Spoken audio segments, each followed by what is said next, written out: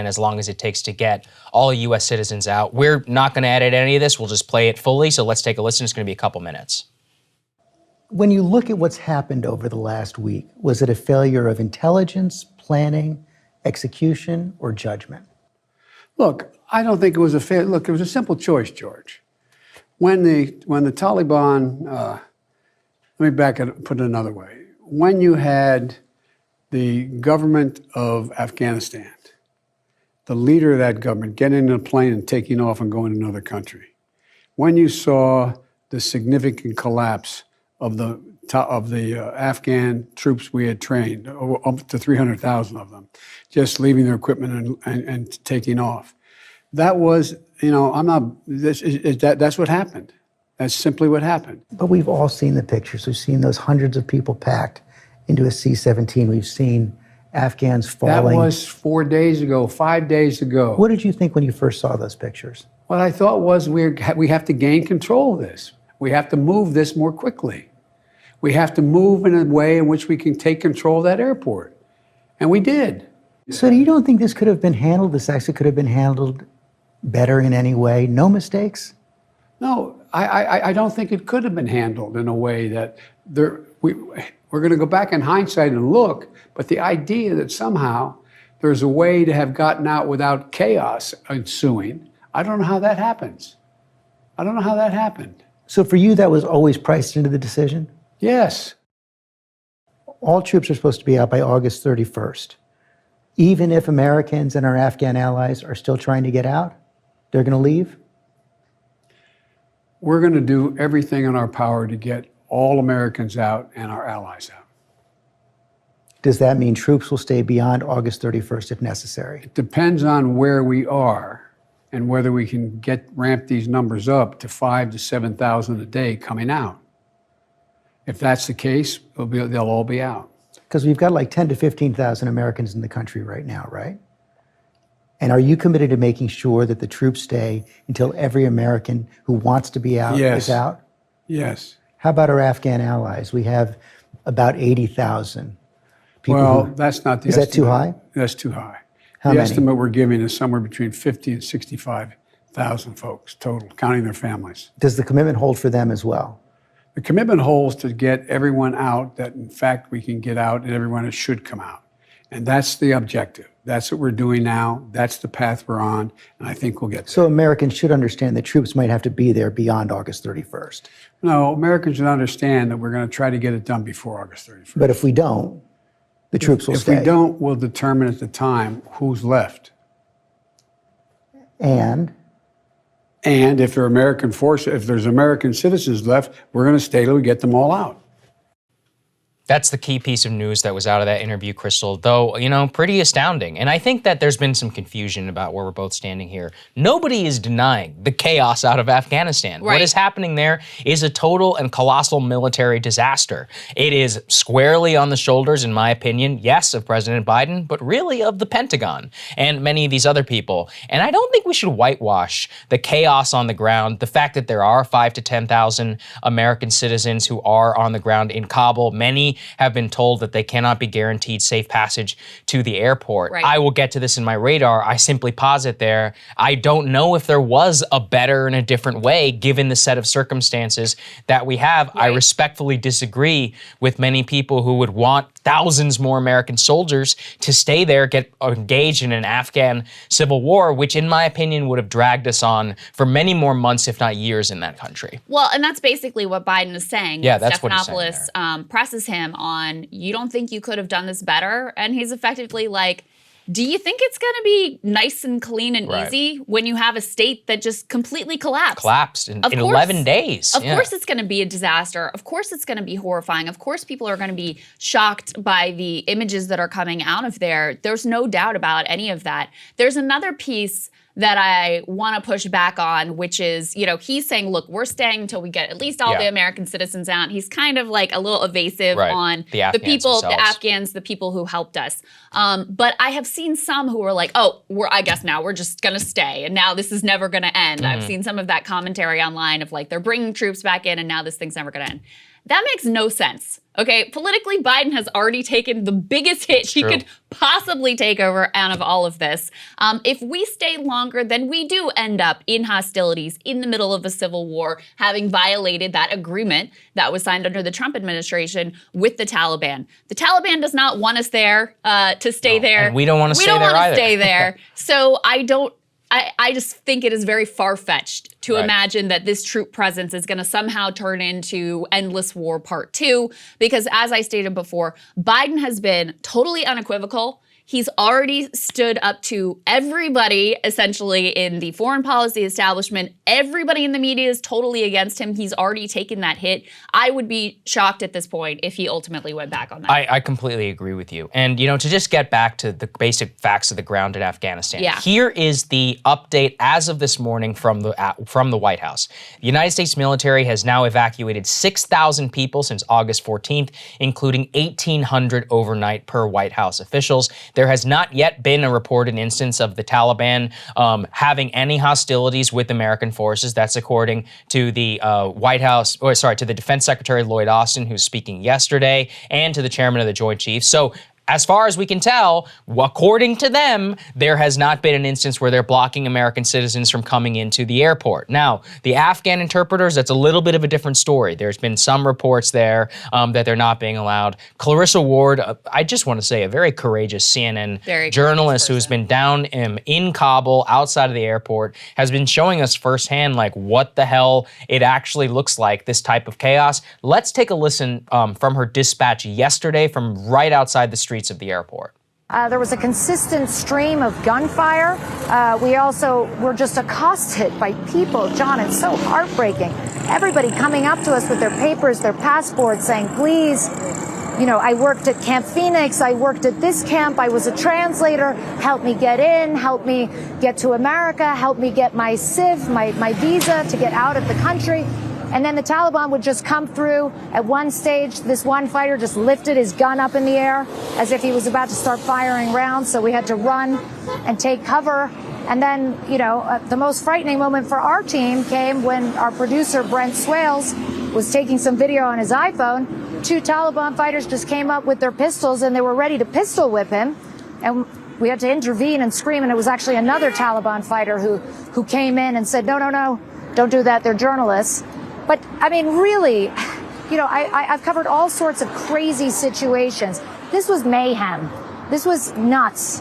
This was impossible for an ordinary civilian, even if they have their paperwork. No way they're running that gauntlet. No way they're going to be able to navigate that. It's very dicey, it's very dangerous, and it's completely unpredictable. There's no order.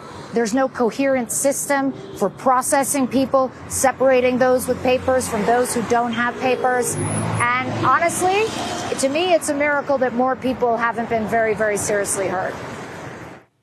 That is so wild. That's a wild story. Props to her for actually staying there. And like we said, it's not like the Taliban are good people. Jalalabad, which is a city near the Pakistani border, there were some protests there yesterday where the Afghan flag was raised, and the Taliban immediately cracked down on that protest, firing into the air. There were some reports of casualties.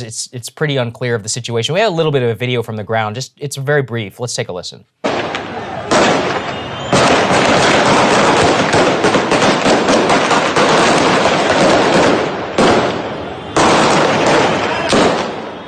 So there you have it, Krystal. I don't think anybody can say that we are whitewashing exactly what's going on the ground there. Simply what we're saying is that this perhaps, and this is the title of my radar, is the best worst choice of exactly what it looks like whenever you withdraw from a horrific war of 20 years. And personally, my opinion, given how we have learned from the United States military, is that these people have absolutely no room in order to say otherwise, that they could have done a better job. Look at what the chairman of the Joint Chiefs, Mark Milley, said yesterday. Let's put this tweet up there on the screen. He says that, look, there was no intelligence, there was nothing that I or anyone else saw that indicated a collapse of this army and this government in 11 days. This is the same man, Krystal, who wanted us to stay in Afghanistan. These are the people who were pushing for this. It is a colossal failure upon their part. And as you're pointing out in your radar,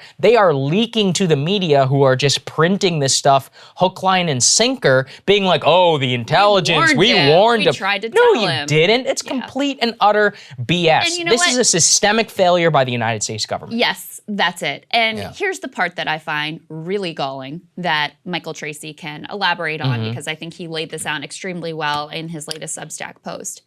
These people did not care about the Afghan people until 5 minutes ago, okay? Bodies have been piling up there of Afghan civilians, and we have been highly complicit in, because under Trump, what we did was ramp up the number of airstrikes. Change rules of engagement. Yeah, change rules of engagement, but also ramped up the number of airstrikes, increasing the number of civilian casualties. Did you hear about that? Did they care? Where were their humanitarian impulses then? Where are their humanitarian impulses when it comes to Yemen or any other number of atrocities? So look, they want to muddy the waters. They want to convince you that the thing you should be most horrified by are the truly horrifying scenes that are coming out of Afghanistan. Yes. They want to ignore the 20 years of horror, okay, and push that aside as if that doesn't matter. I saw people calling for, Biden to resign, or this person to resign, or that person to resign, or whatever. And meanwhile, they're giving like John Bolton and Paul Wolfowitz and Condoleezza Rice are being resuscitated. Like, those are the people that should have resigned. Those are the ones that there should be accountability for, because what we're really seeing is the extent of the lies that have occurred coming out of this war for 20 years now. So that's the part that I get really pissed about. Nobody here is whitewashing the chaotic scenes coming out of Afghanistan right now. No one here is like buying into the Taliban's charm offensive. Now they're like, women are great and equal rights. And there's a video. We just played it for you of them shooting at people. One of them was even like, oh, we believe in freedom of speech. Like, all right. Nobody here is falling for any of that crap. Although I will say, I also think that the media, they want it to be total chaos all the way around. Yes. And the reality is, on the streets of Kabul right now, the reports that are coming out is it is tense, but generally calm at the moment. The airport is another story. So I don't want to overplay it. I also don't want to underplay it. I want to accurate play it, which is what we're trying to do here. I want people to take away from this that it's a terrible, terrible situation. There are a lot of partisans out there who are making a lot of claims about things they know nothing about. Yeah, For example, why did we abandon Bagram Air Base? That's a great question. Do any of these people know that Bagram is 70 kilometers away from the city of Kabul? So what were we supposed to do? Run Berlin-style airlifts from Kabul to Bagram and then airlift people out of there? Wouldn't it be even more responsible to encourage American citizens to go across the desert towards Bagram Air Base and concentrate there where they're 10 times more likely in order to run into Afghan or Taliban forces? This is what I'm talking about. Look, if you really care about the Americans, and I truly do, what I have seen so far is that they have generally, being the key word, been given safe passage by the Taliban to the airbase. There are still very terrifying stories. Many Americans are in safe houses near the airport. They're scared. They don't know if they're going to make it. Of the Afghans, it's a whole other story. The Afghan interpreters and more, some of them have been reportedly beaten on their way to the airport. Taliban not necessarily honoring that. The U.S. military says they have an open channel of communication. And at the end of the day, if we leave behind scores of them, I guarantee you on this show, we're going to be excoriating the Biden administration for doing so. But I think we need to present a very holistic picture. I continue to come back to the Pentagon, the generals, the chief liars of this engagement, General Milley and his ilk, who promised the American people with a straight face that the Afghans could fight by themselves, that we were continuing a successful mission of train, advise, and assist. His subordinates, and all of his predecessors lied to us about what they were doing with our money and our soldiers. That is where I'm going to direct the 100% of my ire, because they wanted this to continue. And look, I don't want to be Mr. Conspiracy, but I remember what happened in Iraq in 2010. They left behind all kind of stuff, Krystal, because they didn't actually want to pull out. Yeah. And then when we left, they said, well, look at all the stuff that we left behind. They had 18 months in order to plan for this, for withdrawal. I also love all these MAGA people out there. Oh, you know, under Trump, it would have been different. Donald Trump's defense secretary, Mark Esper, gave an interview August 18th, 2021. That was yesterday, okay? Where he said, quote, we had no intention of withdrawing from Afghanistan. His own defense secretary said that. Yes, yeah, he so said, I guess they're we right. had no intention. It would have been different. They wouldn't have done it. Yes. I mean, he said it was a, quote, ruse in terms of trying to withdraw from Afghanistan. This is an interview with Defense One. Wow. We can put it out there in the show notes. Wow. Just so you all know about what the deep state was also pulling whenever Trump was president too. So that just gives you an idea of what Biden is up against when trying to do this. And you see the unified bipartisan opposition, you know, Democrats coming out against him, of course, all media opposed to him. And so that's also why I really want us to go out of our way to give him a lot of praise. Like, yeah, that's right. He's done something that president after president has failed to do. He's shown, you talk about political courage. Like, political courage isn't sending out some, like, own the libs tweet or, like, you know, own the conservatives tweet comparing them to the Taliban or whatever. Political courage is doing something like this that is extraordinarily difficult, that you know is going to be ugly, that is unpopular, that you know the entire press corps and people in your own party are going to come out against, and you do it anyway because you believe it is the right thing to do. That is the definition of political courage. I agree with we you. very, very, very rarely actually see it in action. I loved the president's tone in this interview with Stephanopoulos. I think he was clear. I think he was direct. He got the dates a little muddy in terms of like what was going on at the airport. Wasn't 4 or 5 days ago. He said it was 4 or 5 days. He had his Biden moment. Anyway, but his general tone is defiance, and he's very clear. He's very committed. He doesn't seem to have any regrets. And the reporting we saw out of the administration is that actually the fact that the Afghan army collapsed and the Afghan government collapsed so quickly made them more committed in their beliefs that, like, these generals were trying to tell him, oh, just give us another month, just give us another couple months or whatever. Another month, another year, another 5 years was not going to forestall what we saw happen over these past several days. So that's where we are right now. You know, I think that people who are be very skeptical of people who are only focused on the events of the past couple of days and don't put in the context of the past 20 years of atrocities that no one seemed to really care about at the time. I would ask for a holistic view by everybody of the conflict. Go back and look at how we've been lied to by so many people. Try and square what it really means to have a better, quote unquote, withdrawal. What are the consequences to that? What are the consequences to many of the things that are being pushed? And do not find yourself blindly, partisanly agreeing with somebody just because of the way you may also feel about Biden in a different context. Yes. One quick addendum, it was Chris Miller, the last acting defense secretary, not Mark Esper, who said that about the Afghan withdrawal. Wow. But I still think it is a vitally important piece of news that his own defense secretary said it was a ruse, that they were never actually going to withdraw from Afghanistan. So look, I mean, you have to look at what Biden has done and say that it is the furthest an American president has been willing to go on Afghanistan in your and my lifetime. Yep. And I personally welcome that decision. Yes. One other cautionary note, there are a lot of rumors, uncorroborated rumors flying around Twitter right now. Yes. Just be careful, because there are a lot of people who are very interested in spinning a narrative one way or another. So just, especially always, but especially in times like these, make sure anything that you see out there that's, you know, extreme or salacious or whatever it is, that it's actually corroborated by real sources before you go and, you know, give it a retweet or go and believe it or spread it, because there is a lot going on right now. Very good.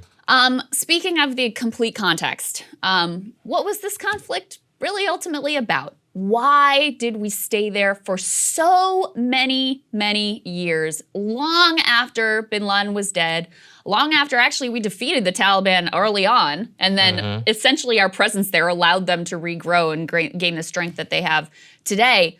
Well, as with so many things, follow the money. A fitting end to this, and we can throw this first tweet up on the screen. I think this is the perfect fitting end to this conflict, which, according to an Afghan ambassador in Tajikistan, Ashraf Ghani, the last president of Afghanistan, escaped with bags full of 169 million US dollars as Kabul was falling. Full of cash too, huh? It's And a nice Saagar, little haul. what I have been saying is it's perfect because that's really what this conflict was all about. That's nothing compared to what the defense contractors, the bags of cash that they figuratively escaped this conflict with. The amount of money that was thrown around and completely squandered, most of which, by the way, ended up not in development, not in schools, not in building roads and bridges in Afghanistan, which a lot of people would rightly say also, hey, we kind of need some roads and bridges here too. But it didn't even go to that.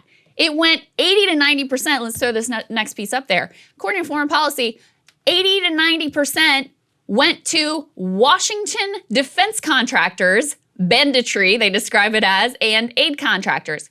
80 to 90% of those trillions of dollars actually just returned to the U.S. economy. Right. Gigantic beltway grift to end all beltway grifts. The amount of money that people made helps you to understand why there is such a reaction to Biden leaving and why there is such unified, complete opposition to ever getting out of this country. Oh, yeah. And here, our friend Li Fong, he had found this great little anecdote from Saagar, which is one of my favorite agencies. More than $300 million a year went to ghost soldiers in the Afghan security forces who didn't exist or show up, while active duty soldiers across the country went unpaid for months. Wow. This is a phenomenon I tracked for so long whenever I was covering the Afghan war a lot back in 2015, 2016, and 2017, which is we were paying these fake salaries that these commanders would roll up, pay themselves in illicit cash,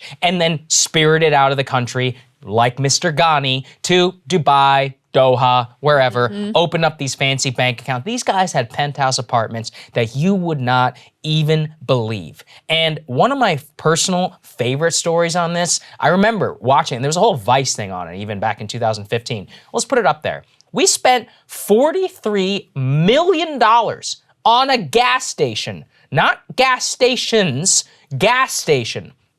140 times more than what it should have cost. And what it is that you can see within this is that the outrageous cost outlays that happened here were all because of a snowballing level of failure where we were like, we're going to build it in this particular place, even though nobody can necessarily agree why. And then we need to defend the people who are building it. And then we need to bring the guy. And then at the end of the day, nobody even used the damn thing. Yeah. After we were done. The same thing happened with the roads. We would build roads. The Taliban would then use those roads in order to take over an area. And then they would charge people in order to use the roads. This happens constantly. That was actually part of why the Taliban was able to move so swiftly. The ring roads, we built those. They were able to take control of the roads. That happened sometime back in the winter that they got control of a lot of the main roads. And then basically city after city fell as quickly as they could get there because the instant they got there, they'd negotiate a surrender and they'd move on to the next one. So we helped to build those roads. At least that money actually went to something other than ghost soldiers. The ghost soldiers. That I do want to, something else I've been looking into as well is, we kept hearing this number from Biden and from others of like, we trained 300,000 Afghan army. No, we didn't. It was more like 50. We didn't. Yeah. The latest estimate I saw, you got all the ghost soldiers and just people who had like given up and abandoned ship already.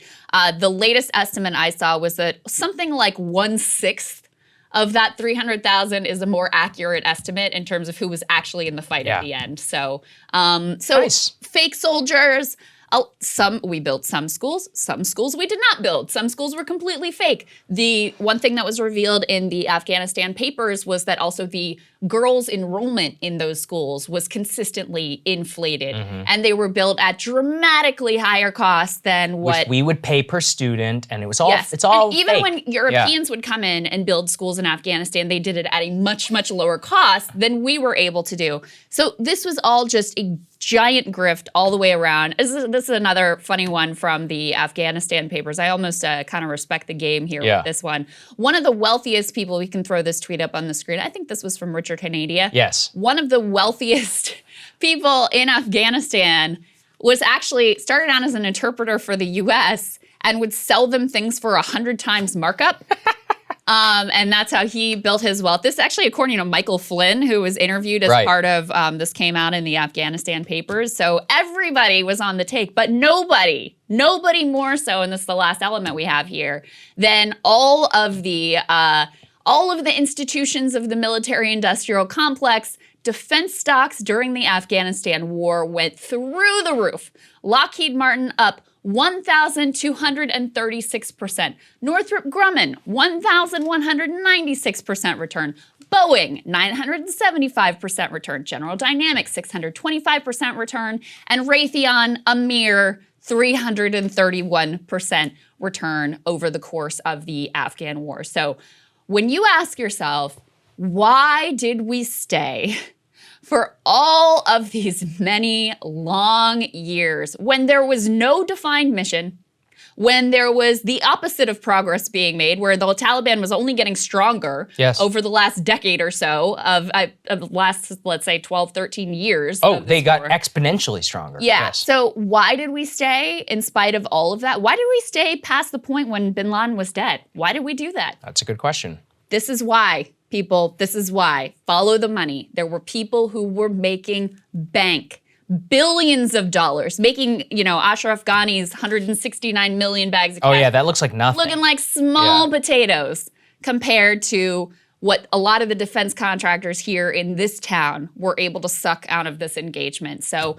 this is what it ultimately was really about. And all the lies that were told to you over all of those years were about keeping this world historic grift going. That's right. And the worst part is American soldiers who were on the ground, the actual grunts, they saw all of this. They saw their commanders having to go out and give pallets of cash to these corrupt people so that we could build a well or whatever, and then the well would never get built, and then the cash would disappear, and then all of a sudden, now it's in the hands of some guy. Next thing you know, it all gets rolled up. And just so you know, this is everybody. The Taliban too. These guys became some of the most sophisticated drug dealers on the planet. They made $400 million just last year, which is the latest estimate. $400 million in a year.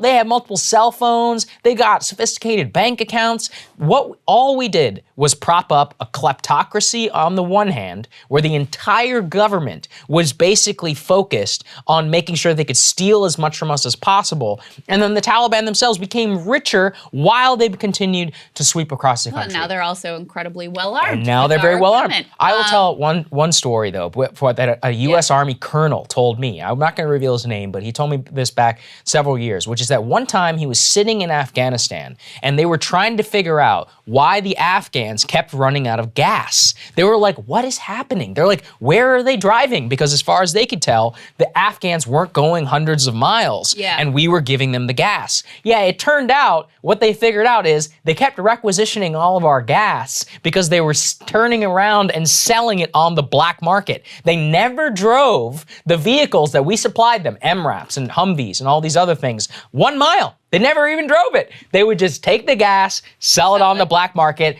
back to Pakistan, and those commanders made millions of dollars. Yep. You take that and you multiply it by 1 billion, that's what we did in that country. Nope, that's it. And if you don't think that the Taliban also very skillfully used that manifest corruption and evidence of abuse of the government that we were propping up as a propaganda victory, they very skillfully used that to, undermine support, and understandably so, for the corrupt set of unsavory characters and warlords with, child sex slaves and all of that, who we were backing. So anyway, that is a piece of the story of why the Taliban was able to come back and become so strong, because they used the evidence, very clear as day evidence, of all of this corruption and all of this grift in their favor to say, hey, look, we're going to be different. We won't be like this. We're going to clean things up. Right. And so for some, that was an appealing prospect because our own legitimacy of the people that we were propping up was so dramatically undermined. Yeah. Speaking of legitimacy being undermined to the extent that's a good transition. Chris Cuomo, You will recall after everything broke with his brother and he was forced to ultimately resign, Chris suddenly went on a birthday vacation. So we didn't hear from him for a week. And actually, I have to say, the fact that then, Afghanistan collapsed and that was what he stepped back into kind of pushed the spotlight off of him and his brother, but we did not want to let them off the hook here. So he did respond to all of the events that have been unfolding and some of the allegations against him directly on CNN this week. Let's take a listen to what Chris Cuomo had to say. I've told you it's never easy being in this business and coming from a political family, especially now. This situation is unlike anything I could have imagined. And yet I know what matters at work and at home. Everyone knows you support your family. I know and appreciate that you get that. But you should also know I never covered my brother's troubles because I obviously have a conflict. And there are rules at CNN about that. I said last year that his appearances on this show would be short-lived. And they were. The last was over a year ago, long before any kind of scandal. I also said back then that a day would come when he would have to be held to account, and I can't do that. I said point blank, I can't be objective when it comes to my family. So I never reported on the scandal. And when it happened, I tried to be there for my brother. I'm not an advisor. I'm a brother. I wasn't in control of anything. I was there to listen and offer my take. And my advice to my brother was simple and consistent. Own what you did. Tell people what you'll do to be better. Be contrite. And finally, accept that it doesn't matter what you intended. What matters is how your actions and words were perceived. And yes, while it was something I never imagined ever having to do, I did urge my brother to resign when the time came. There are stories and critics saying all kinds of things about me, many unsupported. But know this, my position has never changed.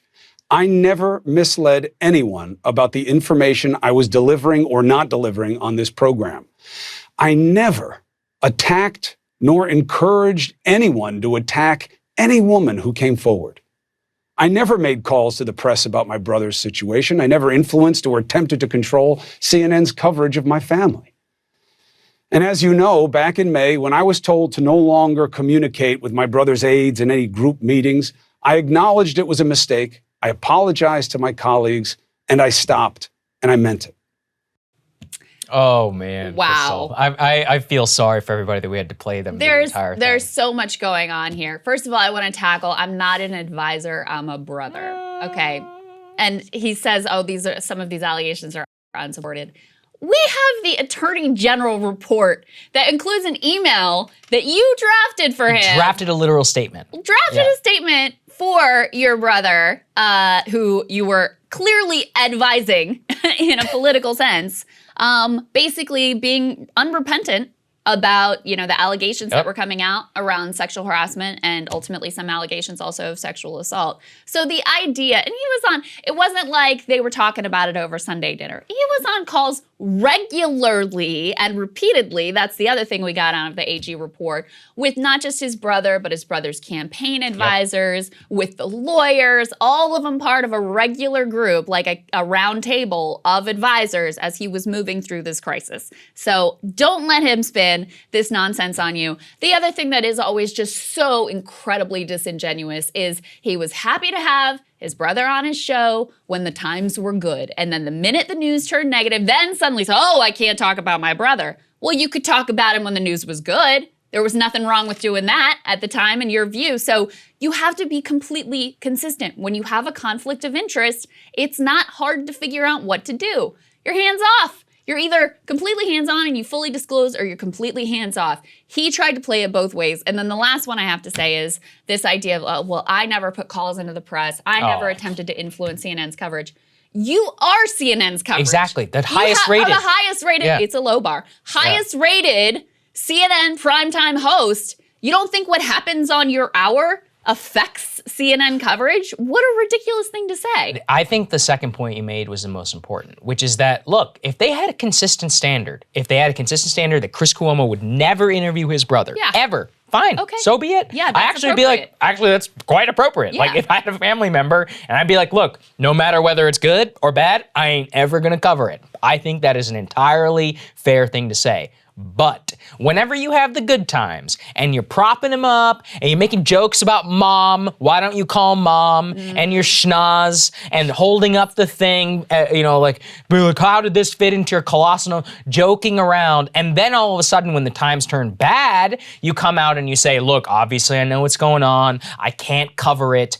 Other people are going to cover it. That is the most ludicrous suggestion that there is. And this is a joke of a news organization. And really what it is it's shameful and cowardly. He should stand up and say, I screwed up. I put this network in a bad position when I did that, and now I apologize. Jake Tapper, his own colleague, even called him out, saying that he had put us all in a bad position. I can't imagine how anyone would think that was appropriate. Right, and then Brian Stelter, though, the little janitor that he is, goes and he's like, well, it's just so crazy, right? Who He's would like, know what to who do? would know what to do? It's actually pretty simple. Like, there's been entanglements before. Yeah, You no just one's ever don't had a do it. conflict of interest before. That's never happened in And the journalism. funny thing is, Krystal, this goes back years. It's not just CNN. He interviewed Cuomo whenever he was at ABC. He has had his brother on his network for years. He has used his position in power in order to prop up the political career of his brother. He is a grade A liar, and really what they are banking on is Afghanistan, sadly, for everybody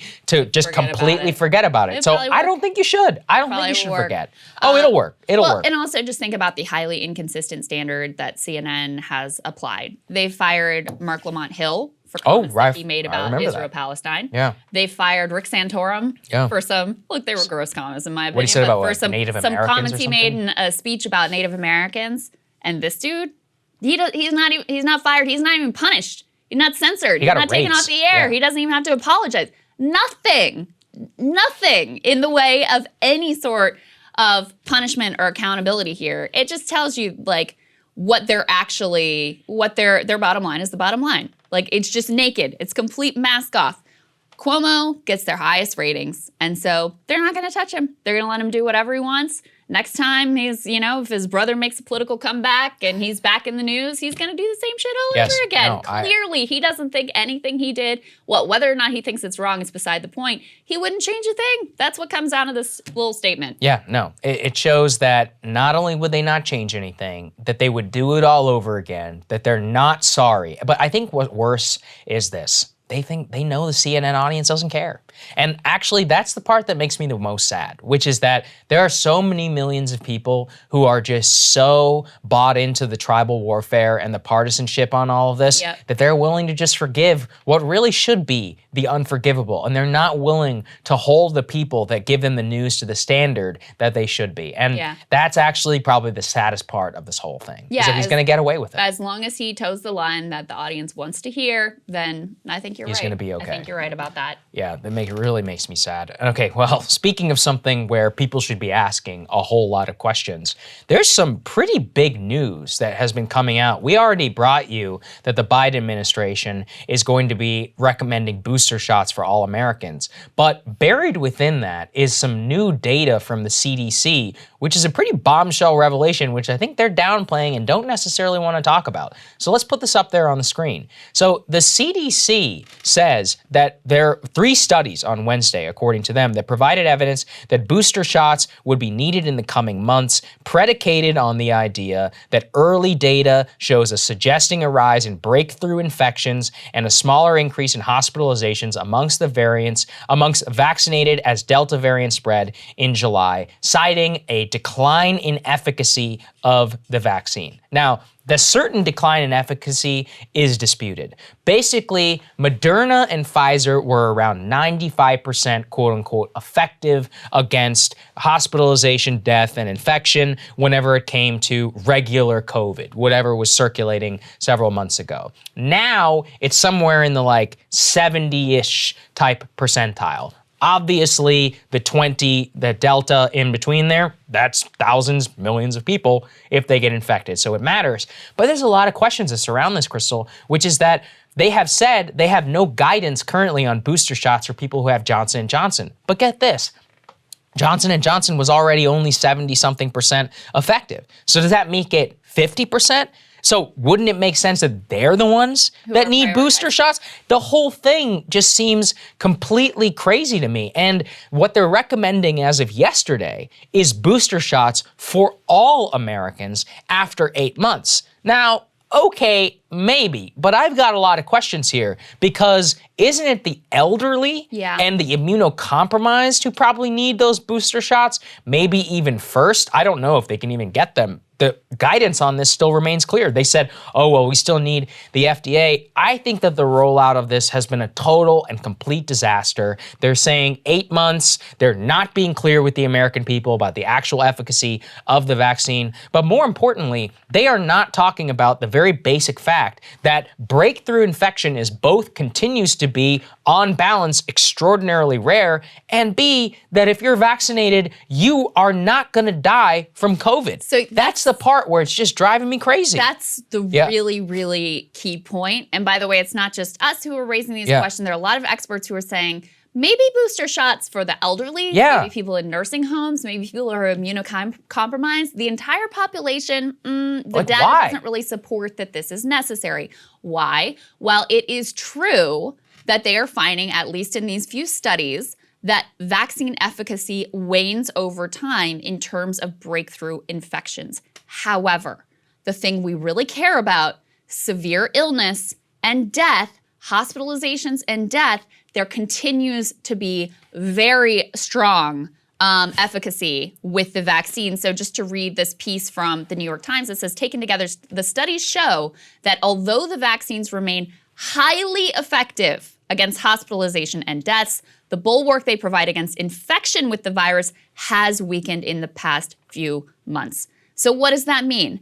That means you're more likely to get a breakthrough infection, but it's going to be relatively minor. Yeah, it's like going to be Greg like Abbott having a right cold, having a minor flu, like Greg Abbott, the governor He has no of Texas symptoms. is experiencing right now. That is the data that we have right now. Now, look, if you go up the sort of risk spectrum, if you're an older person, if you have a lot of comorbidities, if you are immunocompromised, then it starts to make sense that you might be one of those rare people who gets the breakthrough infection and ends up in a really dire place because of it, just because you don't have that strong immune system to be able to fight back.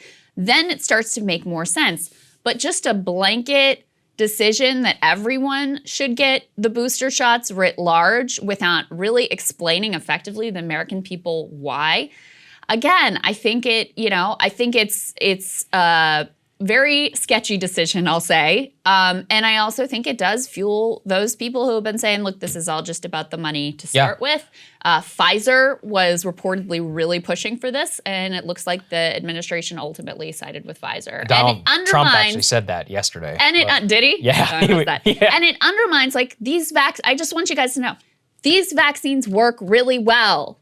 Yes, there are breakthrough infections in rare cases, and that is apparently increasing over time as the vaccine efficacy on that particular front wanes. But in terms of the critical pieces, the vaccines work really, really well. So that's like the key point that people need to keep in mind. Yeah, and that matters most for the elderly. Now look, data out of Israel is pretty good. If you're elderly and you watch the show, I recommend that you get a booster shot. 86% effective in preventing infection amongst the elderly, according to the new Israeli data. That looks pretty good to me, but I can't tell you, Krystal, about how many people who are vaccine hesitant have been joking and creating memes around booster shots for months, being like, oh, when does it end? And look, they're not wrong. I mean, when does it end? What does it mean? How long does the efficacy last? Why are we focused purely on efficacy of breakthrough infection? Why are we not focused on the efficacy of hospitalization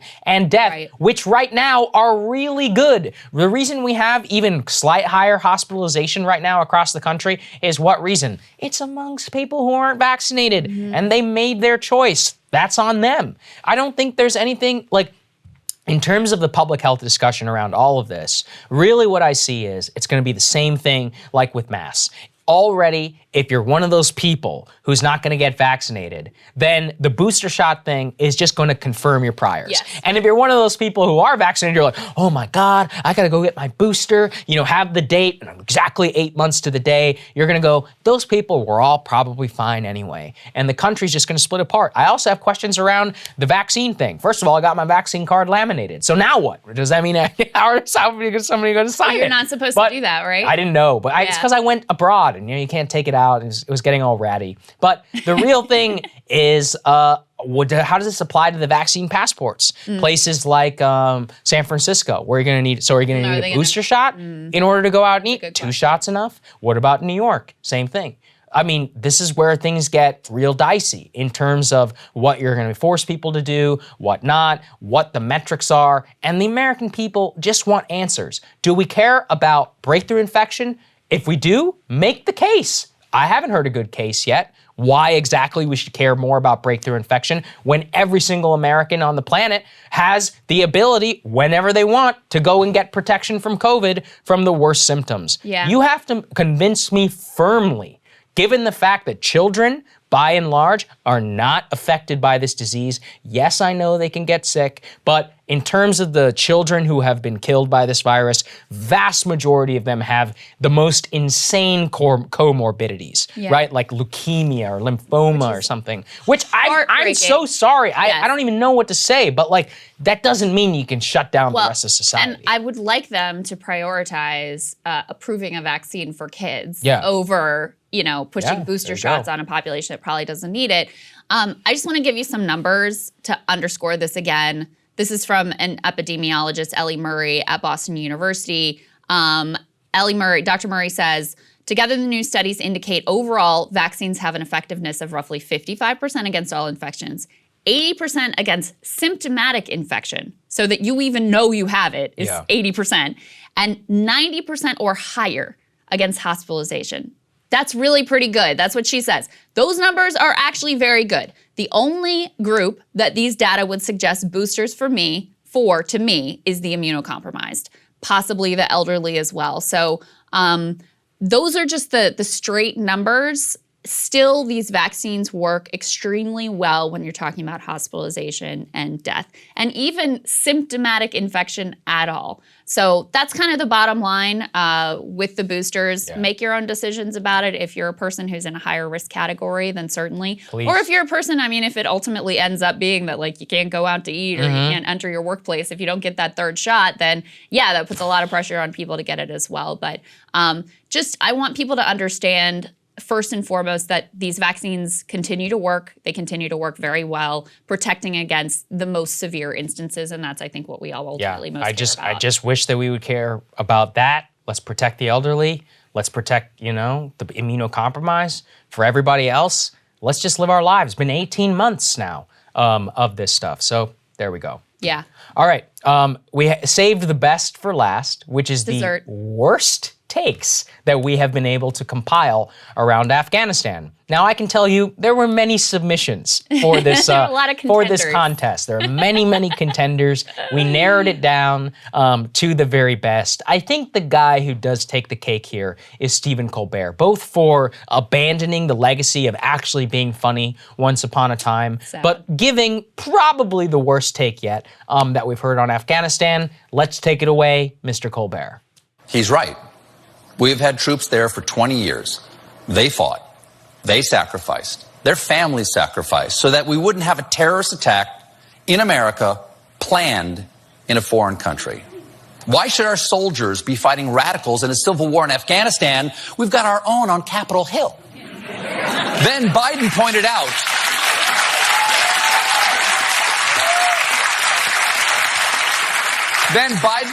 the U.S. did everything we could for the Afghans.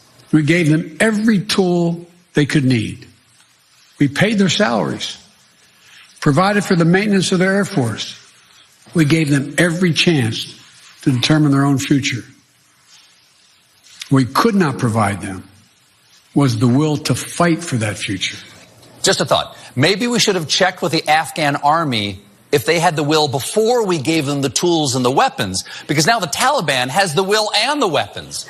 And the former Afghan army soldiers are at home rubbing Miracle Grow on their face trying to squeeze out a beard by dawn. And in the end, Biden argued that whenever we pulled out, the Taliban would have taken over. The events we're seeing. Okay, Krystal. I mean, I don't even know what to say. In terms, because it's the worst thing of all would be, let's bring our troops home so we can fight the terrorists here. Right, In our, like- I'm like, oh my God, come on. Like, you were you're almost making me be like, all right, keep them over there if that's what you're gonna do with them. Yeah. You know? It's like, Well, I saw Yeah. a lot of this genre of quote unquote joke of Yeah. like, really, the Taliban's like the right, Yes. or really, the Taliban's like the left. Antifa or whatever. Please don't do this. Yeah. Please just don't. It's not funny. It's not insightful. It's not true. It doesn't help anything but to make people like hate each other more. And yeah, just taking that at like face value, that what you really want is to bring the troops home so that they can wage war on our own citizenry. No, Yeah, I that's don't think 10 we're on board with times that. worse. That's worse than the war in Afghanistan, and that's actually saying a lot. I did actually support his take though there about maybe I should have checked with the That Afghan was- army. I agree. Before we gave them that they had the will. Right. Before we we had to gave them keep the his weapons. one Maybe we good should have joke done in that. there. He had one good joke followed previously with a horrible joke. So Yes. there you go. Okay. The next one is very good too.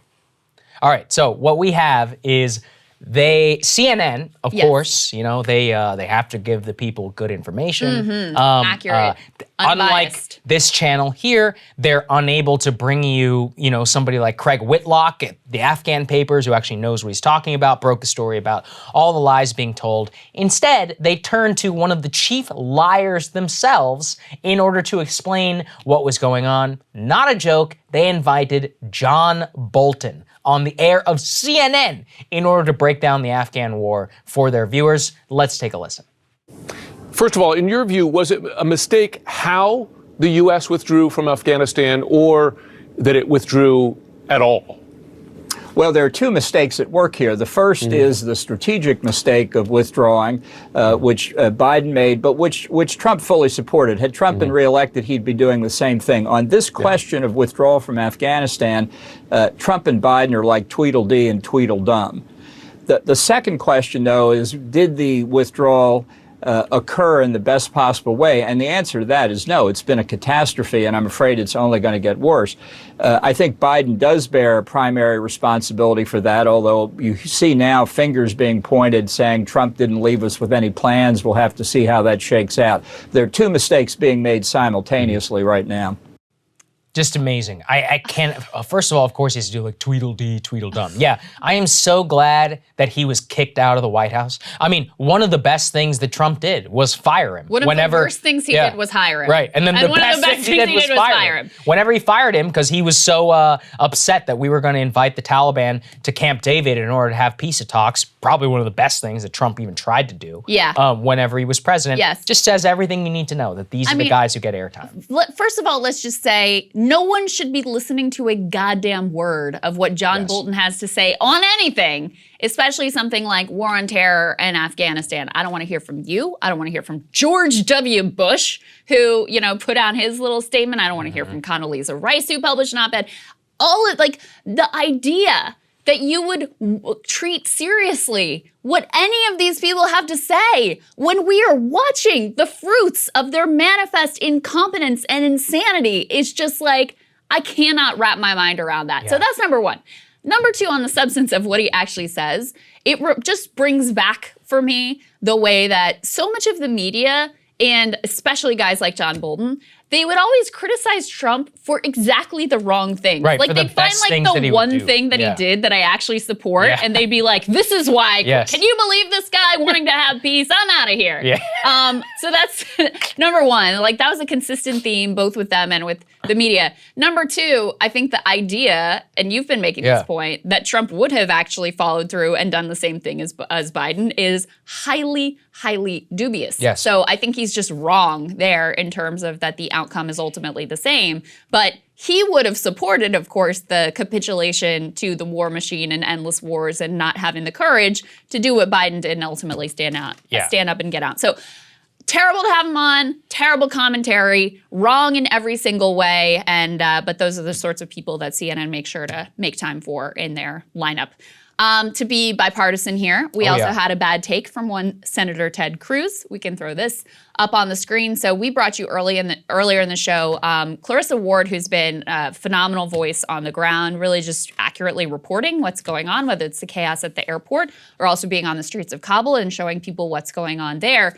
She said in this piece, they're chanting about the Taliban. She's standing right there. The Taliban is right behind her. And she says, they're chanting death to America, but they seem friendly at the same time. It's really bizarre. Okay, she got dragged for this. And of course, Ted Cruz has to say, is there an enemy of America for whom CNN won't cheerlead? In mandatory burqas, no less. Well, listen, of course, if you're on the streets of Kabul reporting at this point and you're a woman, you're going to wear a burqa so that you don't have any trouble on the streets being able to go and do the reporting. I can assure you, she probably doesn't want to wear it. I used to live in a Muslim country, and my female friends and more, I used to drive them crazy, but they did it because they didn't want to be harassed. Yes. So thank you, Sarah. Okay, so there you go. Second of all, what she was saying was actually a very interesting insight, that you have this bizarre situation where it's the Taliban. They have this radical extremist ideology. But on the other hand, they're trying to put on this charm offensive to convince people like, we're different this time. So her report, just accurately explaining what's going on the ground here, provided a lot more useful information than so much of the propaganda that we've seen out of the media at this point. She has been one of the best voices, I would say, and most accurate in terms of depicting what's actually happening right now. Once again, this is culture war just rotting their brains. These guys all stood tall. But first of all, they just want to dunk on CNN. And look, I am all for dunking on CNN. Look at our own show. But you got to do it whenever it's appropriate. Yeah. But this is the thing. They give you plenty to work with. They give you plenty. You don't have to create it. But watching, more importantly, the same people who didn't give a damn whenever Trump withdrew from Syria and left the Kurds because they were all like, this is a real commander. Like, this is what it looks like when you take strategic action and stick it to the military-industrial complex. Right. By the way, I actually agreed with that at the time.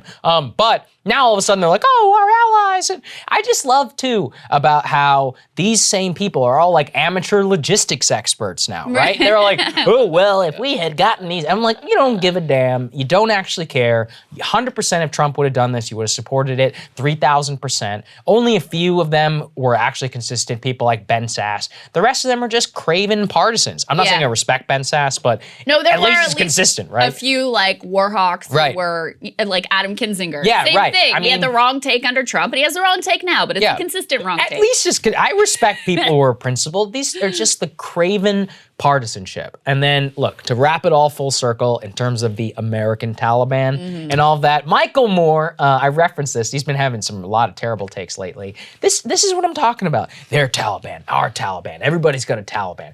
They're at their best when they confiscate the halls of power. And he has a picture juxtaposing the Taliban taking over the Afghan palace and these QAnon morons going into the Capitol on January 6th. The country's really been downhill ever since the Q shaman took control of Congress and named himself president and really grabbed control of the levers of power. This is what I'm talking about. It's like, why? Silly. Why? Why? It's not even funny. It's not funny. And worse, what it is just it's like inserting even more cultural partisan warfare into a thing where we should try to do our best to say what is best for America, for the American citizens for the Afghan interpreters that helped us. If we focus on those three things, we could get out of that country in 2 weeks and actually settle on, okay, what went wrong, what was good, how do we fix this in the future? But instead, it's just going to be endless cultural BS. This reminds me of Benghazi, because I remember I was always so mystified. Yeah, I think Benghazi was bad. But it's like the Republicans focused on the one thing like Benghazi and not the fact that we collapsed Libya. Right. I always was like, what is going on here? Like, do we not see what I mean, look, I'm not saying, I think it was a tragedy what happened in Benghazi, but like, I think Libya is a way bigger tragedy. And they were like, oh, everybody knew the minute timeline of Secretary Clinton called, this and the stand down. And, and you'd be like, oh, and what's happening in Libya now? Yeah, exactly. I was like, ISIS just took over Benghazi. That seems like way way worse to me, right? And they were like, what? Like, they didn't even know. And focusing on these things, turning them into flashpoints, trying to gaslight the base, and then it becomes an entire partisan thing where we're all just fighting about the withdrawal. And instead, or you know, trying to compare people to American citizens instead of saying, what the hell went wrong in this country over the last 20 years? I would love to see some sort of real introspection on that. What do we need to do to make sure that we never do end this up again back here again? And all of these people on our list of infamy here are doing their best to gaslight you that will ultimately lead us back to exactly the same place rather than being clear-eyed about what actually happened and who is actually to blame. Because it's not the far left or the far right in terms of regular people who are to blame for this. It's the leadership class. It's the elites. It's the military-industrial complex. That's where your ire needs to ultimately be aimed. That's where your cutting, biting jokes need to focus on, where the blame actually lies, because you know, there's a chance for this to be a bipartisan moment because there has been, over the years, bipartisan support for getting out of these wars. And sometimes the reasoning is a little bit different, or the ideology or philosophy behind it.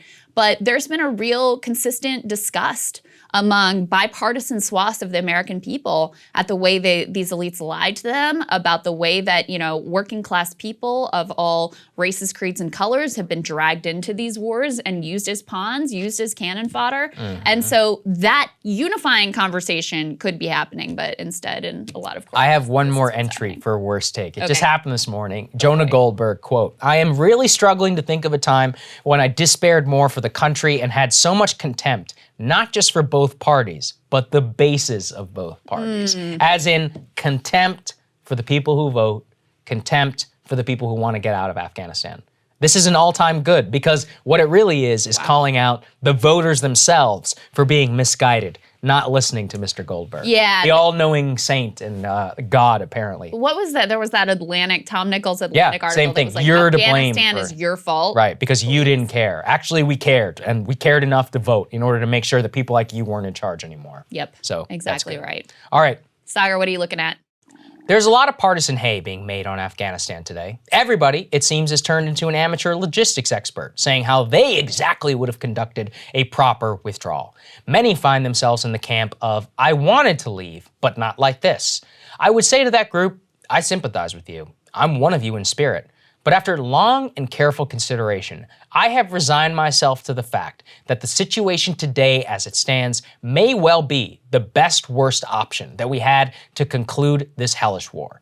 So I'll tell you how I got here. Let's start from the very beginning. It may seem like a lifetime ago, right around the time we were dealing with the first cases of COVID, the United States and the Taliban signed an agreement on February 29th, 2020 to end the war in Afghanistan. The terms of the deal were as follows. Within 14 months of signing the agreement, May 1st, 2020, the United States and NATO would withdraw troops. In return, the Taliban pledged to prevent any group of individuals from using Afghan soil to threaten the United States, to sever its ties with al-Qaeda, and included a prisoner swap. It set the stage for negotiations between the Afghan government, which we backed, and the Taliban to come to some sort of negotiated solution. Now, I can't go into a lot of detail. Around the signing of that date, I was invited to a meeting at the State Department with some of the people who signed this deal. Now, with me so far, here's where things get very messy. COVID happens. A month later, the whole world is on lockdown, but in Kabul, there is major trouble brewing. The trouble being that the Afghan government that we back doesn't want to negotiate with the Taliban. I posed this question to the negotiators. They didn't have an answer. They wanted to keep all the spoils for themselves in terms of the Afghan government because they know that if we leave, their gravy train is over. Obviously, then we had an election. Joe Biden won the presidency. But critically, while Trump was in office, he desperately wanted to get out of Afghanistan too. So he reduced the number of American forces down to 2,500 troops. Now remember that number because it's actually very important. That is the floor on which the Biden administration is going to inherit. Biden comes into office, he announces a review in his first few months.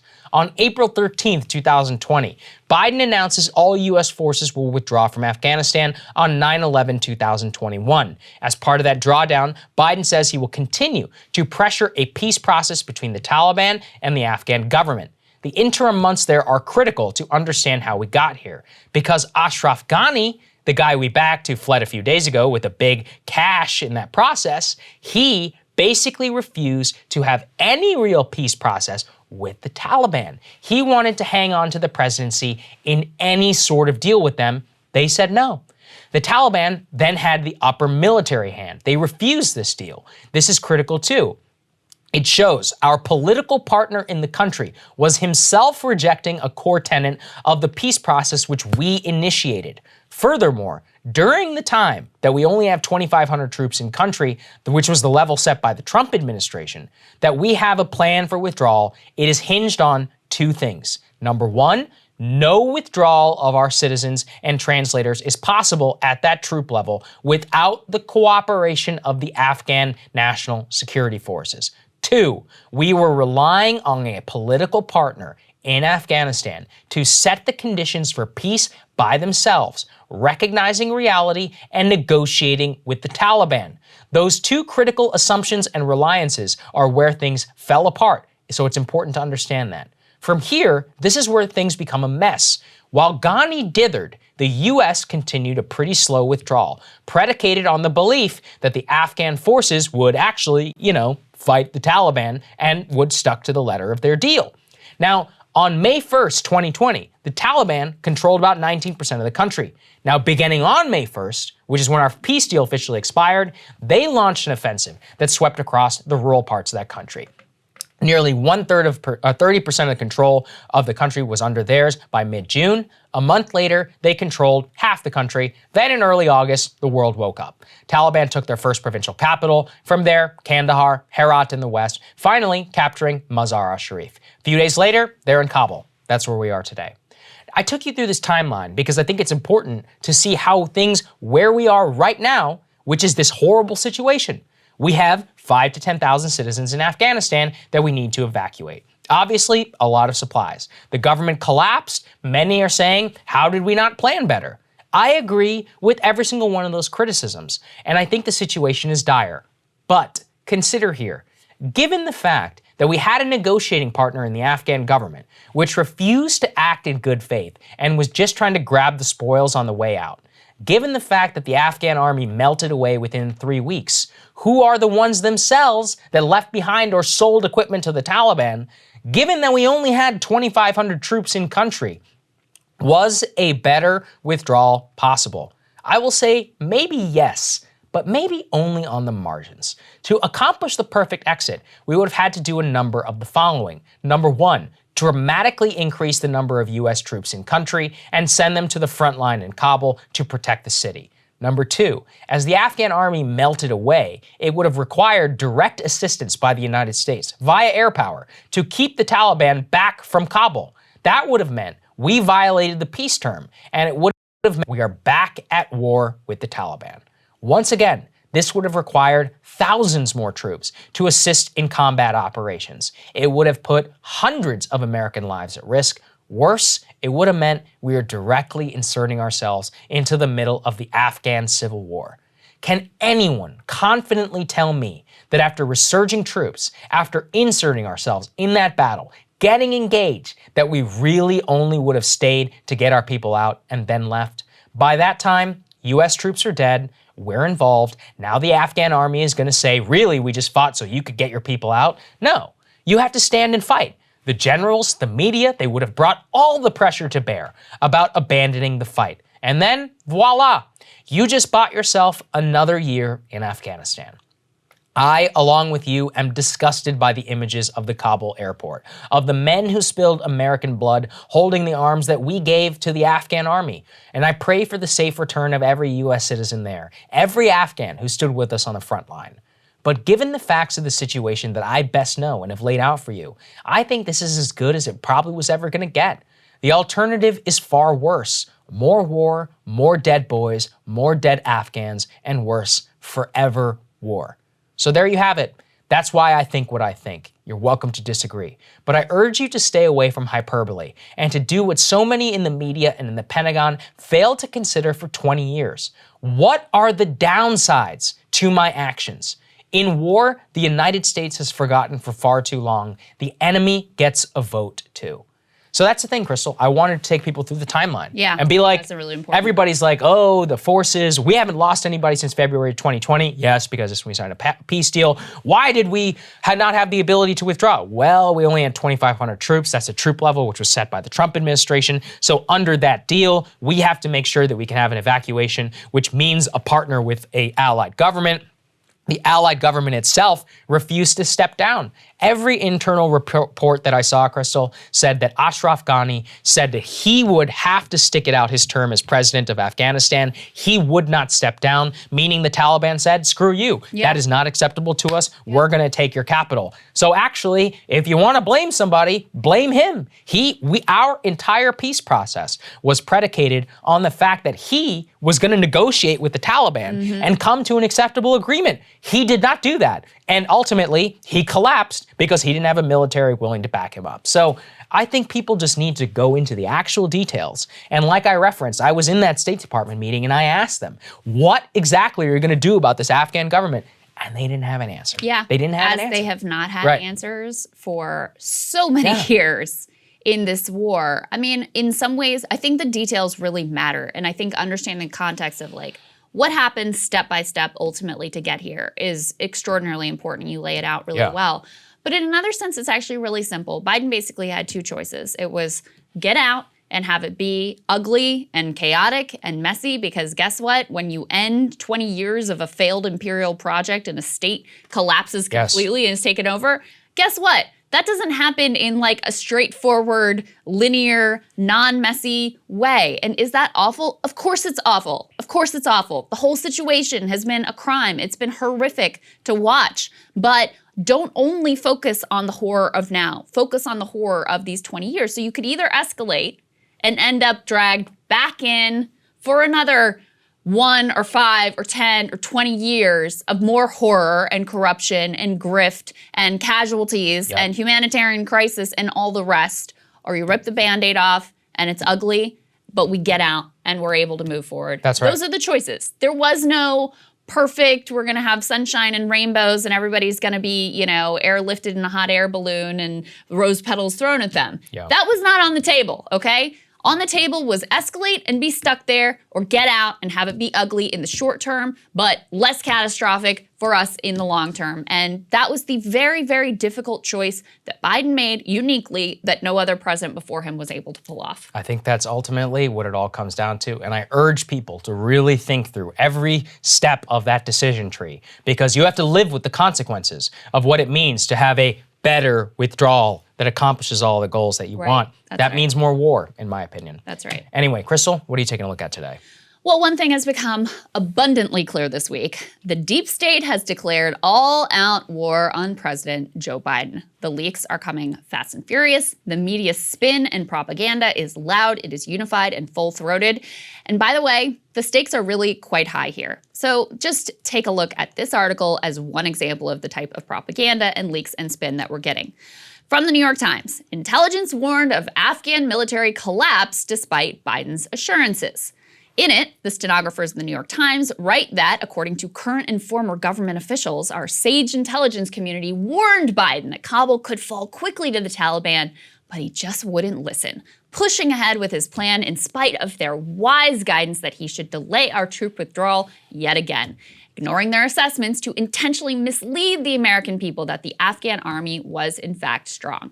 Now look, there are a couple possibilities for what actually happened here. One is that the intelligence agencies completely failed, that they gave Biden really bad information from extremely flawed assessments, and that they are now just flat out lying to the press. It's obvious to see how they would benefit from such a self-serving lie. We tried to warn him, they're trying to convince them. In fact, apparently, the CIA director was on a big 6-day Middle East swing when Kabul fell, which would seem to suggest they did not, in fact, think that Afghanistan was hours away from collapse. Another possibility not contemplated by the New York Times or the many other outlets running their own version of this psyop is that the intelligence community did, in fact, give Biden increasingly dire assessments, but he didn't believe them because they've literally been lying nonstop about Afghanistan for the entire duration of the war.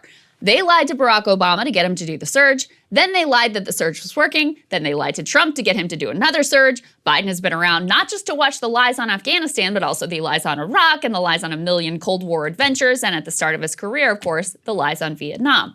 So if they came to him this time and said, hey, you got to push off this withdrawal again, and we probably need another troop surge to hold back the Taliban, he was 100% correct to say, screw you.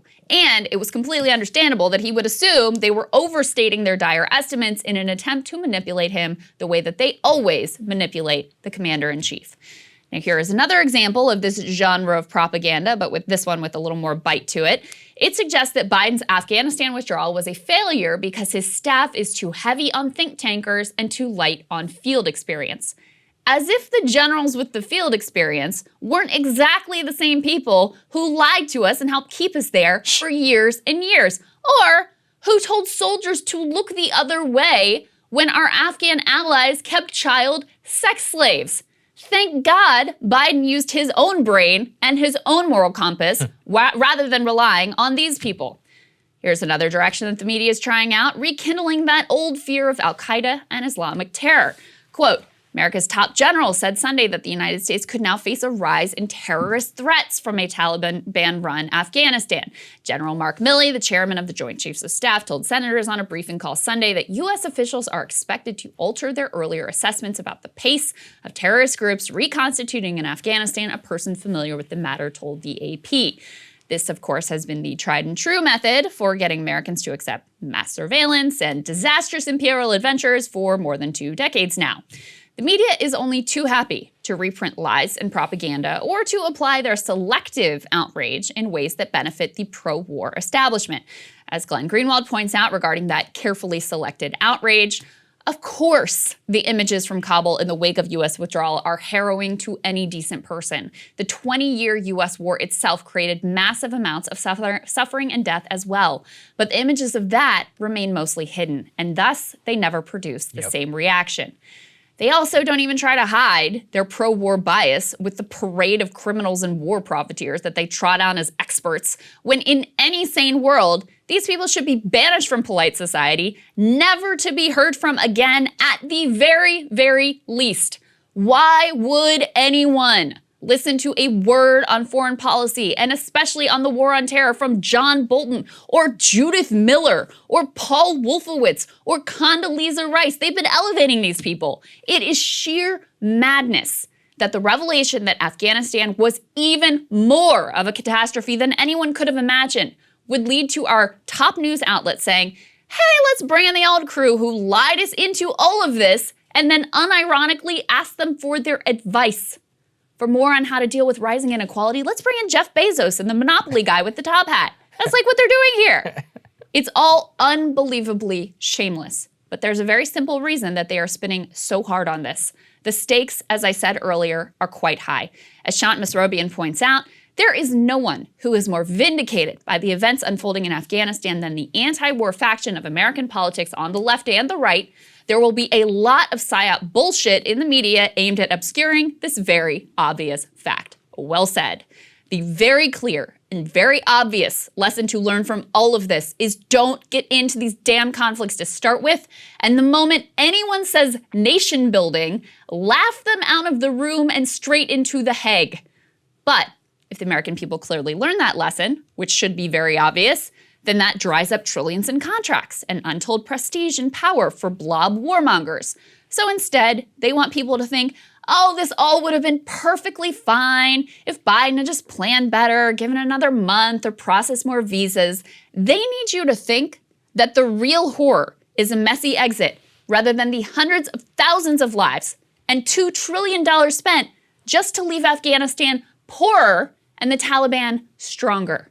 I am begging you, please do not fall for their lies, or you will not believe how fast we find ourselves deceived into the next endless war. And actually, on that first piece about the intelligence assessment, we have even more evidence this morning that that was all just completely spin and propaganda, that they completely failed in their assessment. They gave Biden bad information. But how many articles did you see just uncritically reprinting what they wanted to put out into the world? Every national story I saw, CIA warned. Oh yeah, then why is he traveling abroad? Go ahead and answer that question. Oh, the military said this. The freaking chief of the military came out and said, I didn't see any evidence. Yes. Okay? He said it. Believe him. All right? Why else would he say? Look, this is just the worst piece of gaslighting I've ever seen. And every national press story is just shrieking for more intervention. Politico, sponsored by Lockheed Martin, who has an entire column in there being like Biden's false choice on Afghanistan. I said, how dare you? You're supposed to be a news outlet. Look, you want to quote somebody saying that? Okay, fine, whatever. But they don't even do that. It is just the pro-war, forever war biases of this. You know, I said this kind of flippantly, but I really believe it. I was too young to remember Iraq. Like, I was really too young to, like, see O'Reilly and all that. Yeah. But I get it now. Like, I really do. And if this was only 5% of that, I get how we got gaslit. Well, you know what's interesting, the Politico thing. I actually had that written in, but then the monologue got too long. There were too many examples. I had to pull it out. Yeah. One of the things that they're doing, though, and they've done this in 2 Politico playbooks that I saw and the column that you're talking about, they say that Biden's actions are downright Trumpian. Oh, my God. They said his speech. Okay, good. His speech that we said, thank God someone who's finally honest. Right. Someone finally in our lifetimes had a little bit of courage to tell people the truth. They said that was Trumpian, which is, of course, the ultimate insult in terms of how these people are concerned. But it's very interesting to see. I mean, this press has been as fawning of Biden as you could and this is the one thing they break from be. And then the best thing that he's done so far that actually required the most courage, they're all unified in complete hatred and spinning and bringing on people like John Bolton or any other number of like CIA ghouls and the generals who got us into all of these people who have lied to us repeatedly over and over the years. Those are the people they want to platform and talk about what a catastrophe it is. Well, what about the catastrophe you oversaw? What about the catastrophe you got us into for the last 20 years? You gonna ask him any critical questions about that? No. Have yet to see that a single time. Not a single time. Yeah, that's right. Okay, look, we got a great guest standing by, Michael Tracy. Let's get to it. So we have a fantastic guest here. Michael Tracy is an independent journalist. He's over on Substack and has a phenomenal piece that Saagar and I have both been taking a look at and already referenced here once this morning. So Michael, great to see you. Good to see you, Michael. Great to be with you guys. Yeah. Just lay out for us sort of your view on the withdrawal and particularly some of the most, I guess, potent criticism of Biden is like, well, we wanted to get out, but not this way. We should have managed the execution of the withdrawal much more effectively. What do you make of that critique? Well, I just think it's extremely ironic that you have a fairly widespread bipartisan acknowledgement that the public is war weary, right? Or wanting to end endless war. That was the repeated, almost cliched refrain for years now. And then when a president actually takes a decision and implements that decision to end one of these supposedly lamentable endless wars, it becomes the biggest scandal of his entire presidency, according to the corporate media and the political class. Look, if you're upset about the execution of policy as pertains to Afghanistan, I think those complaints would be best directed at the architects of a 20-year failed policy, at the heart of which was chronic and systematic graft, corruption, waste, misery, and death. Like, I don't know when it became this outlandishly contrarian position to say that the Afghanistan war ought to be over and whatever actions are necessary to implement to see to it that the war is over should be done.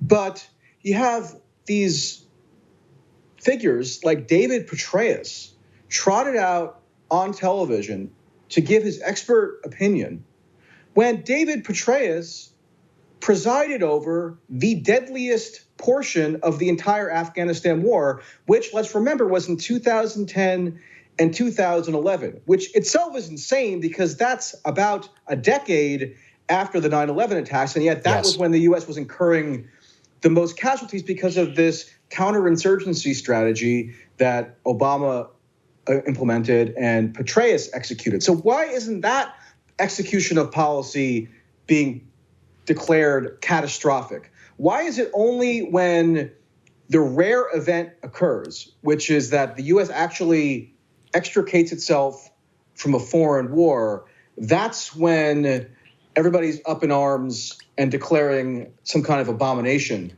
on display? It really gets to the heart of a pathological sickness in U.S.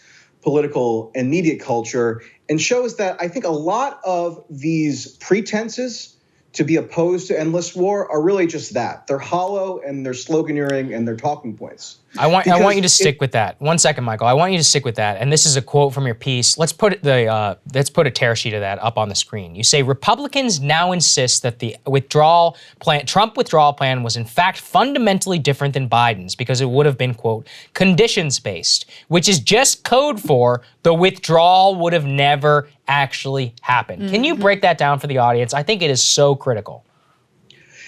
Yeah, so this is the claim being trotted out now by Republicans who have to maneuver themselves into a position where they're condemning Biden for supposedly overseeing a botched or faulty withdrawal, yet also justify why it is that Trump undertook what at the time were fairly groundbreaking negotiations, direct negotiations with the Taliban. Remember, that was unthinkable. Under George Bush, we will never negotiate with terrorists. Like if you teleported back to 2004 or something and asked the average citizen whether the United States could ever be in direct negotiations with the Taliban, they would have looked at you like you grew two heads. Right. So this was a major advance on a diplomatic front. And it was Trump who, to his credit, I would say, undertook it because supermajorities of the American public wanted to withdraw from Afghanistan. Now, there's been some partisan differentiation there over the years. I just pulled up a poll from 2019, which actually showed that a plurality of Democrats were against withdrawing from Afghanistan because Trump would be the one overseeing that, right? And we see sort of the inverse happening now with Republicans no longer favoring withdrawal because Biden is presiding over it. But that notwithstanding, Republicans are in this bind now where they have to kind of manage these seemingly contradictory impulses. And so they're saying that Trump's withdrawal would have been fundamentally different because it was conditions-based. Trump himself, emerged from his cavern in Mar-a-Lago and went on Sean Hannity this week and repeated this talking point. Pompeo's been all over Fox and such, repeating the talking point. Well, when they say it's conditions-based, that means they could have just reneged on their commitment to actually withdraw by a stated date because of some vague concern over conditions, which are just defined according to the whims of who's ever in charge, right? And it deflects from what the fundamental condition, quote unquote, of the Afghanistan intervention really was, which is that the government, that the U.S. taxpayer was propping up, funding, arming, and so forth for 20 years was fundamentally a fictitious entity. And there's no amount of delay or minor policy adjustment around the margins that could have rectified that fundamental condition. Yes. And so there's another piece here, Michael, I want you to speak to, again, grabbing a quote from your excellent Substack post, which says, why didn't these same pundits, and you mentioned Petraeus, McMaster, and other like-minded pundits, which is all that's been on the airwaves, by the way, why didn't these same pundits and operatives now opportunistically posturing as pure-hearted humanitarians seem to mind or even notice when those U.S. subsidized deaths were piling up in the very recent past over the past couple of years with no strategic gain to speak of? Do you actually care about dead Afghans, or do you only incidentally care when those dead bodies help you make a cheap political point? I think that is so important and so well said. Yeah, so in 2018, there was a peak of Afghan civilian casualties. And again, we're talking 17 years after the war, which is itself an absurdity, that a U.S. subsidized force is engaging in military conduct that leads to this astronomical increase in deaths that far after 9/11, which was the supposed impetus for the intervention, right? And was it perceived as some gigantic humanitarian scandal that every politician had to go out and fulminate against, or that every corporate news network had to devote wall-to-wall coverage to, when record numbers of Afghan civilians in 2018 were being killed? I don't remember hearing a whole lot about it at all. You had to kind of actually delve into the niche press to have even any awareness that this was going on, because Afghanistan had sort of faded into the background. So for these people now to go on TV or to go on social media and kind of peacock as though they are these principled humanitarians, and that's why they're so aggrieved at the manner of Biden's withdrawal, it's nonsense. Because in 2018, they were probably all freaking out about some, obscure Trump controversy that nobody could even recollect the details of anymore. Right. So it just doesn't make any sense. It's all circumstantial. It's all incidental. And it gets to why it's so obnoxious to kind of funnel this Afghanistan issue now into a cheap partisan issue, because that's actually very convenient for the political class in both parties, because the failure in Afghanistan is a profound indictment of the entire political system, the entire military leadership, the entire kind of think tank and consultant class. And so now, if they're just bickering as though it can be distilled into a kind of cheap partisan food fight, that actually absolves them from the scrutiny that they really deserve. And that goes, that we're talking about Republicans, but that goes for Democrats too. I got into, Eric Swalwell, who I think is probably among the most dim-witted members of Congress. He attacked me on Twitter out of nowhere a few days ago because I mocked his criticism, believe it or not, of Trump and Pompeo. He was saying how horrible it was that Pompeo negotiated with terrorists who are now overseeing this supposed humanitarian crisis in Afghanistan. And I just said, okay, so if that's your criticism of Trump and Pompeo, that they, quote, negotiated with terrorists, what do you think the Biden administration is doing right this very moment as we speak? To ensure that there's some semblance of a means for the Kabul airport to be able to have flights taking off from it and American citizens evacuated? It just makes no sense. And that's why, and so that these partisan squabbles always have embedded within them major fallacies that really serve no purpose except to redirect blame from where it ought to be directed, which is at the heart of the political class, which justified and defended a fundamentally and inherently failed intervention for 20 years at massive, unthinkable taxpayer expense. That is really well said, Michael. Thank you so much for joining us, man. We really appreciate it. Everybody out there, we'll have a link down there to Michael's Substack. I encourage you all to go and subscribe. Excellent post there, and we should support Michael's work. So thanks, man. Thanks, Michael. Good to see you. All right, thanks a lot, guys. Absolutely.